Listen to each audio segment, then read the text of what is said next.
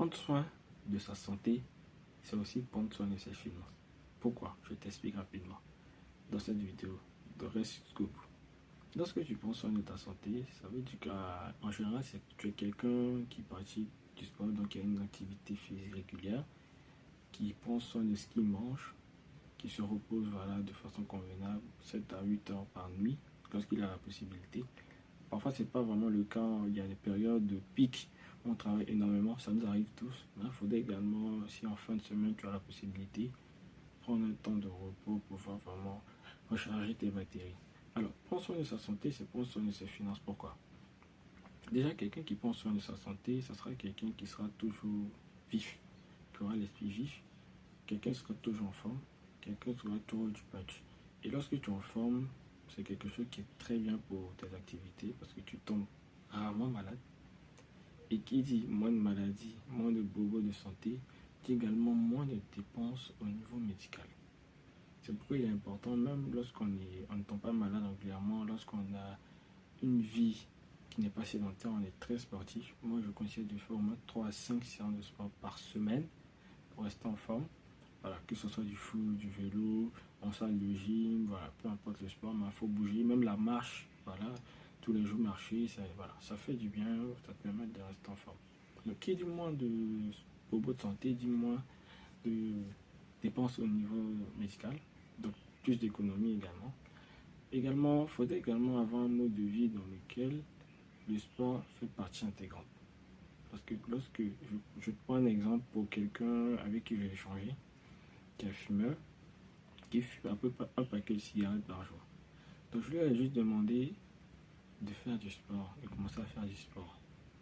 Et il m'a dit, maintenant, moi je viens vous voir pour un coaching en finance, on me parlait de faire du sport. Je lui ai dit non, vu que tu fumes, commence à faire du sport.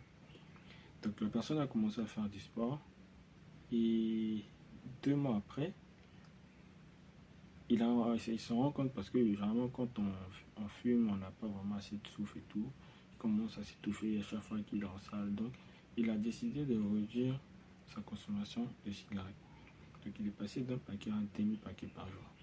Et généralement le paquet de cigarettes tourne autour de, je crois, entre 750 et 1000 francs en fonction du type de cigarette que tu fumes.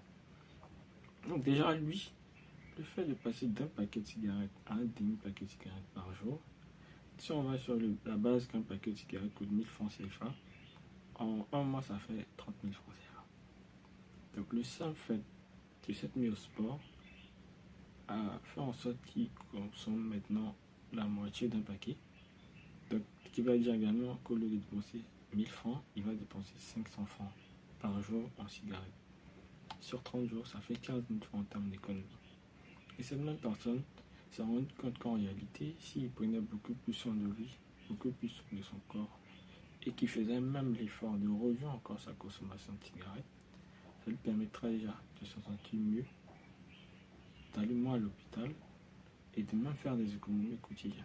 Parce que quelqu'un qui fume, voilà, depuis un certain nombre d'années, on ne peut pas lui dire drastiquement d'arrêter. Donc c'est quelque chose qui se fait de façon progressive. Et là, après 6 mois d'échange avec la personne, aujourd'hui, je vous assure qu'il ne fume plus. Il ne fume plus, il fait du sport pratiquement tout le temps. Il est très performant lorsqu'il fait du sport. Ça lui a réduit les temps à l'hôpital, au niveau de sa santé. Il a senti une nette amélioration au niveau de sa santé. Et tout ça, le simple fait de s'être mis au sport, lui a permis de faire des économies déjà sur la cigarette, donc 30 000 francs d'économie. Des économies sur les frais de santé, donc parce qu'il va rarement maintenant à l'hôpital pour ses besoins de santé. Donc il y a certaines astuces comme ça qu'on met en place qui peut paraître ne pas avoir de rapport du tout avec la finance, mais en rapport avec la vie.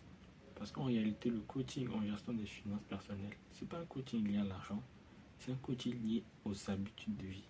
Donc tes habitudes d'aujourd'hui, c'est celles-là. Parfois, lorsque tu essaies de les ajuster, il y a certaines choses que tu vas remettre en place. Tu vas voir que c'est pas vraiment l'argent le problème, c'est ton mode de vie qui est le problème.